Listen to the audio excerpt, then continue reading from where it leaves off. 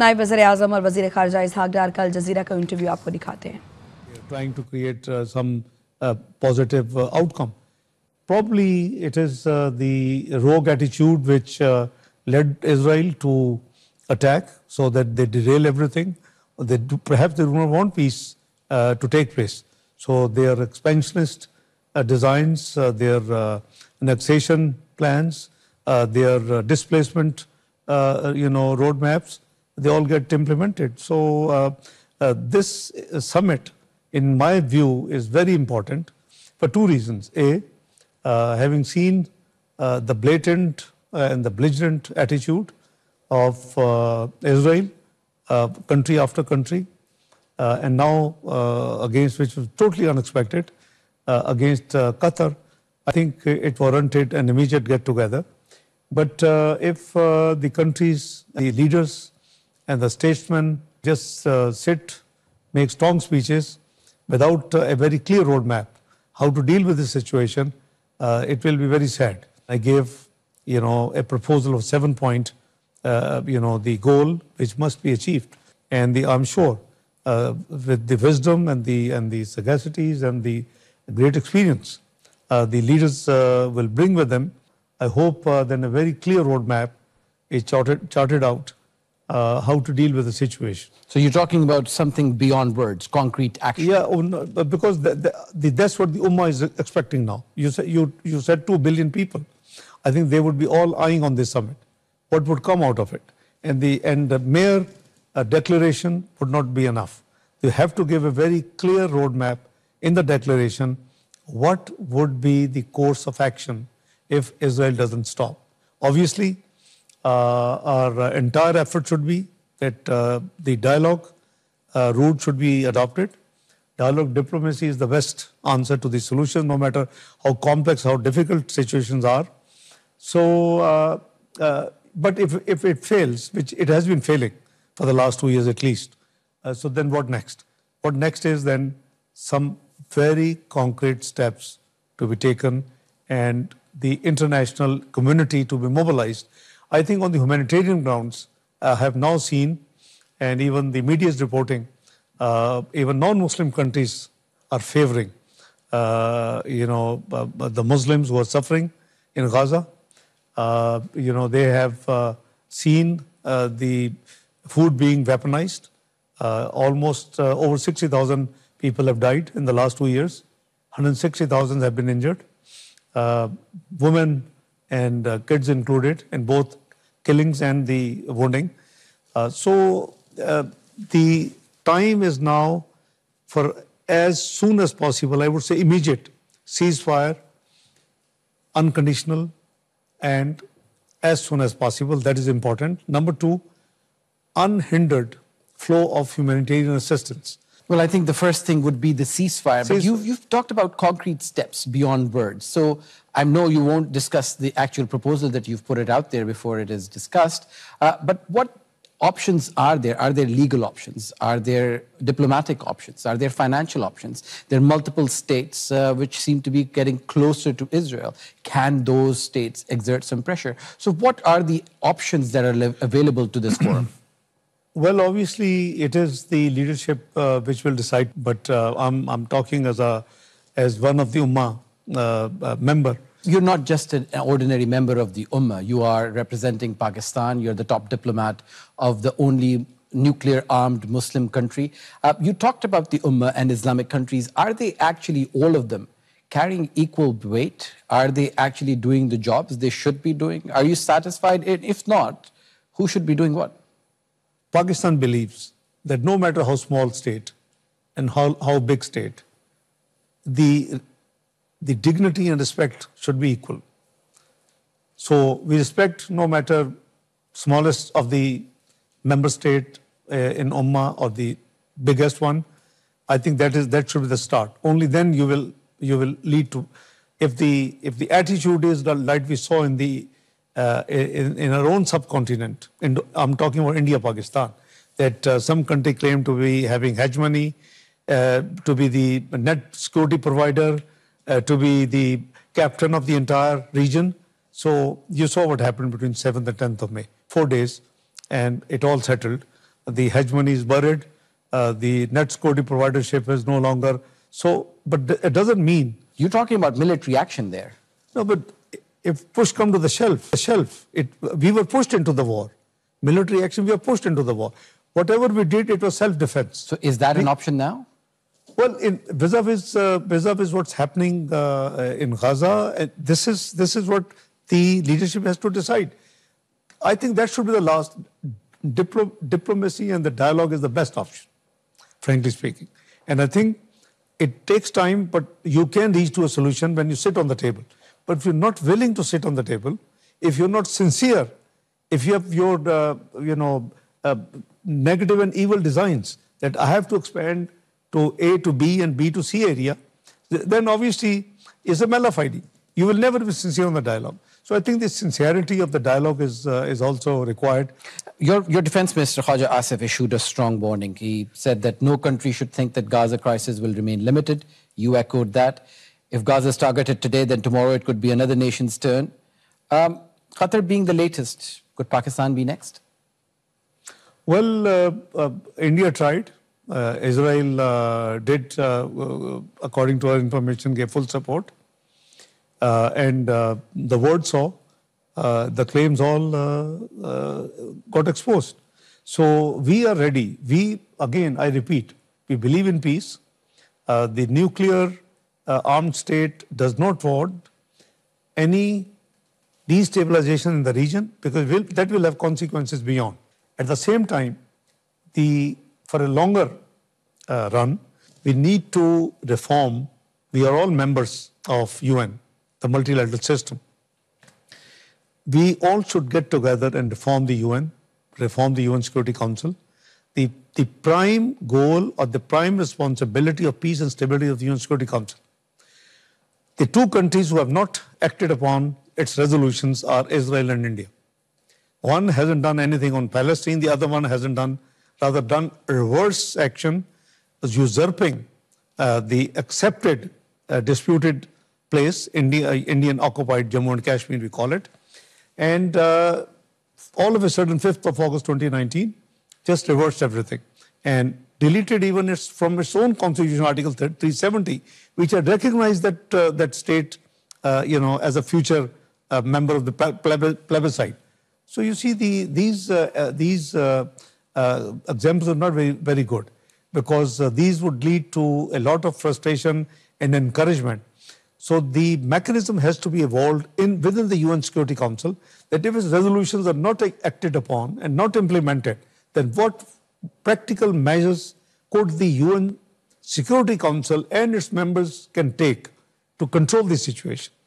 And that might require physical actions, physical interventions. So I think if it is not done, then multilateral system has already gone too weak. Well, it is clearly not working in the case of Gaza. You see whatever is happening and has been happening for the last 22 months. You talk about physical action. Do you have any idea of what that could look like? Because we've heard some rumors about a united force, an intervening body away from the United Nations structure, something from this region. Are you talking about a force which could intervene in Gaza from this region? Is that an option on the table? If we talk this idea vis-a-vis UN Security Council, so there could be a mechanism chalked out. For example, they have very serious sanctions on countries who do not listen to them. And that is a very severe economic dent or pain they can create for any country, number one. If you're talking about this region, so I think it's the recent Arab interactions and the Arab League. I think they've already talked on these lines, some sort of combined security force type. Why not? What's wrong in that? They should.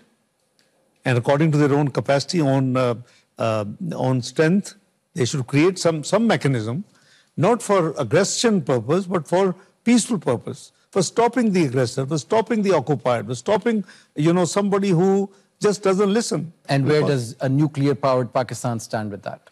Nuclear-powered Pakistan obviously would stand as member of the Ummah, will discharge his duty. What does that mean? It means we ourselves believe that this is a deterrence. which we never intend to use. We never used it. We have no intention to using it. It is only a deterrence. So, but Pakistan is having a very large, known, very effective army, very effective air force, very effective navy. I mean, many times bigger than Pakistan in terms of conventional weapons, because the both are nuclear is equal, no matter how small country or how big country you are. So we proved that even conventionally we can beat if we are challenged. At the United Nations Security Council, Israel invoked the US raid on the bin Laden compound in Pakistan, and it tried to justify its actions in Qatar. If this cross-border counter-terror raids are illegal, but if that becomes the norm, how do countries react against it, and what is available as an option for this forum to stop it? Well, number one, this matter has been amply clarified in the world history knows what happened. The whole trail and everything is available. The Israeli representative in recent just on Qatar debate used this. You see, this is like avoiding or diverting attention from the main body. That's an old story. History has written it. Everybody knows what happened.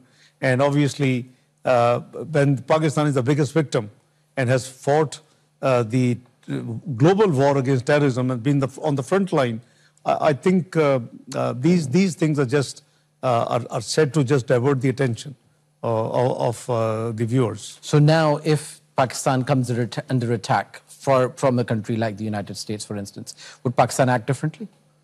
Well, we would not allow the breach of our territorial integrity, no matter who, smallest or largest country. We would respond, but I see no reason why US or any other country should do it. Well, while we're on India did it. What happened to them? While we're on the issue of the United States, could and should the United States be a guarantor of security, especially what has happened now? Do you think the US is now a reliable, trustworthy security partner? No, guarantor to whom? And it was here in these talks, it was a guarantor for Israel. And Israel carried out this attack on Qatar, where the US played no role in stopping it. The US president said that he did not know about that operation. So in the wake of this, what does Pakistan think? Is the US a trustworthy security partner? We must appreciate the very positive role the US played during India-Pakistan war. We never asked anybody for ceasefire. I talked to almost 60 times to world global capitals before 7th of May when we had the air battle, and after 10th of May when we had also got the ground-to-ground battle over, both battles, the air battle and the ground battles. So I know the overwhelming majority of whether the Muslim countries or non-Muslim countries, they want to see peace, diplomacy and dialogue to be practiced by all and remain within the UN Charter, remain within the international law, remain within the humanitarian law, respect the International Court of Justice decisions. So these all things seem to be just something strange to one country. Why? I expect the wisdom, the background, the expertise, the leaders will bring on the table. They'll come out something which would be positive for the Ummah as well as for the global community. In terms of action items, if there was one thing that was to be done this week, what would that be? It would be unfair for me to predict and dilate in this program prior to the... You're the Foreign Minister of Pakistan. If you were to focus on one thing, what would you ask for? Well, ask for the immediate ceasefire. Unconditional. And whichever means and terms are used to achieve that, that's what is required right now in Gaza. And the flow of, unhindered humanitarian aid. Just rescue every soul you can. Mr. Dar, the last time we met, it was right after the war ended with India. There is nothing that happens in Pakistan where India is not mentioned. Even during the floods, it's mentioned that India released some water. What is the situation with India right now? Because India still insists that it is out of the water treaties. It is going to continue to do what it wants with the water of Pakistan. Where do things stand now? I think no country can afford to give up even a drop of water under the current circumstances. People say that the future global wars would be on water, number one. Nobody can walk away from a valid and internationally recognized treaty, which was the treaty between India and Pakistan, known as Indus Waters Treaty, whereby 3 out of 6 rivers, full rights were given to India and 3 were given to Pakistan. We were students at that time, and it was huge criticism on the political leadership why rights of 3 rivers have even been given. Today the situation is completely different. It is illegal to walk away from any treaty. They can't.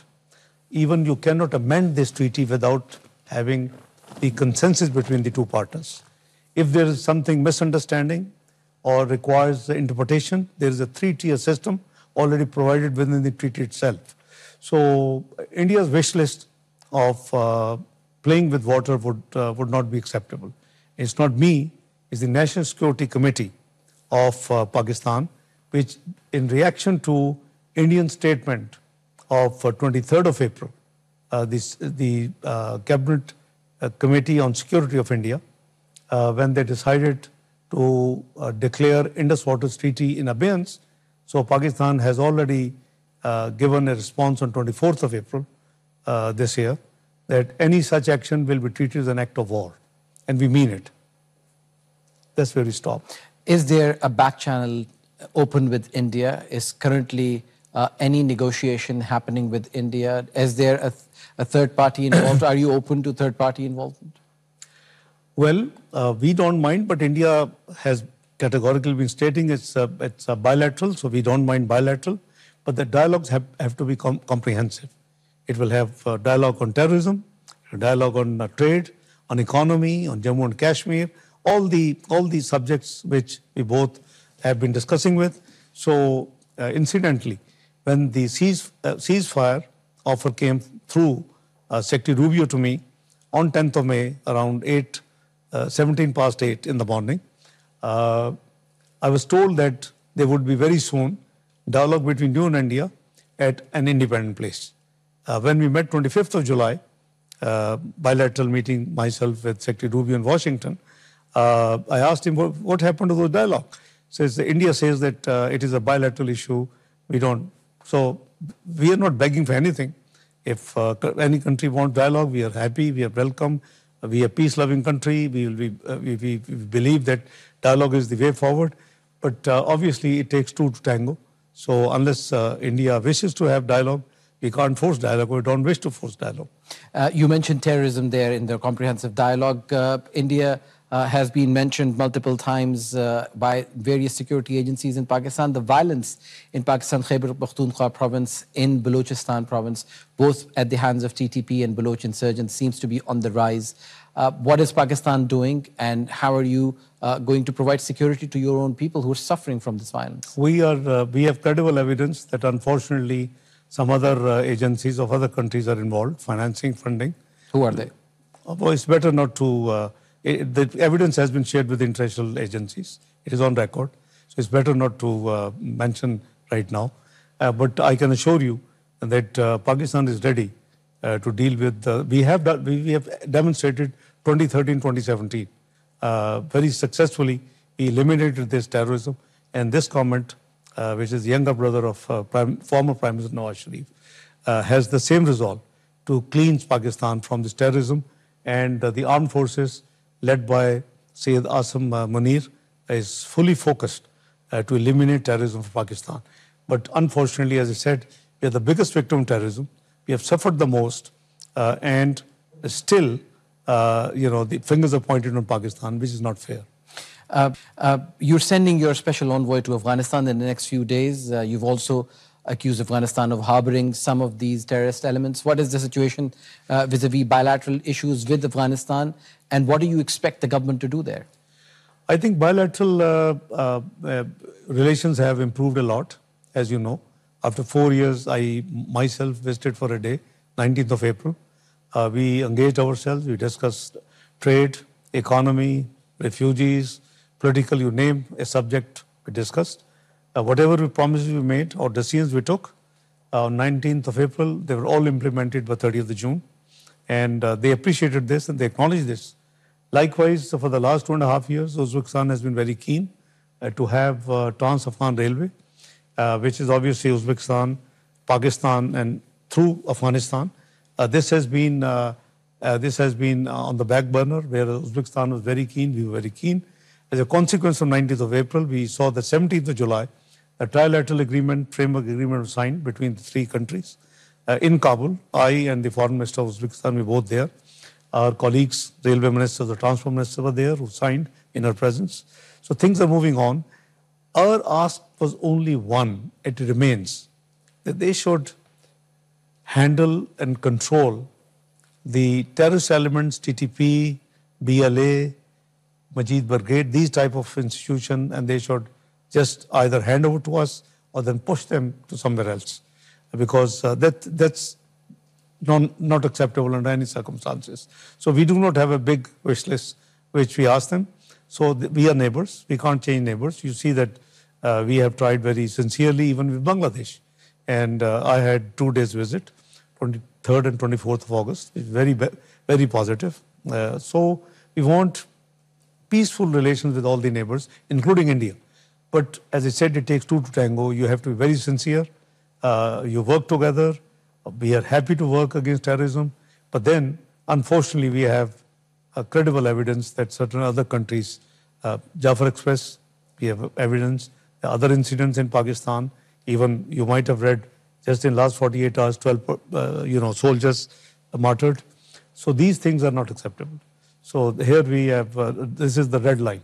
No matter then what economy, what business, what trade, when it comes to life of the soldiers of Pakistan, obviously, and any Pakistani civilians, then obviously there is no price. We would take any and every action to stop, and that's the resolve. Mr. Ishaq Dar, the Deputy Prime Minister and Foreign Minister of Pakistan. Thank you. नायब वज़ीर आज़म और वज़ीर ख़ारजा इसहाक़ डार जो कि Al Jazeera को interview दे रहे थे, उसमें उनका कहना था मसाइल के हल के लिए मुज़ाकरात ही बेहतरीन रास्ता है। दुनिया को अब इसराइल का रास्ता रोकना होगा। सलामती काउंसिल में इस्लाहात की जानी चाहिए। इस सलामती काउंसिल को कश्मीर और फ़लस्तीन के मामले पर अपनी ज़िम्मेदारी पूरी करनी चाहिए, ये कहना था इसहाक़ डार का। उन्होंने कहा कि इसराइल की इश्तियाल अंगेज़ी से वाज़ेह है कि वह हरगिज़ अमन नहीं चाहता। पाकिस्तान हमेशा से उम्मत मुस्लिमा के मजबूत इत्तेहाद का दाई रहा है।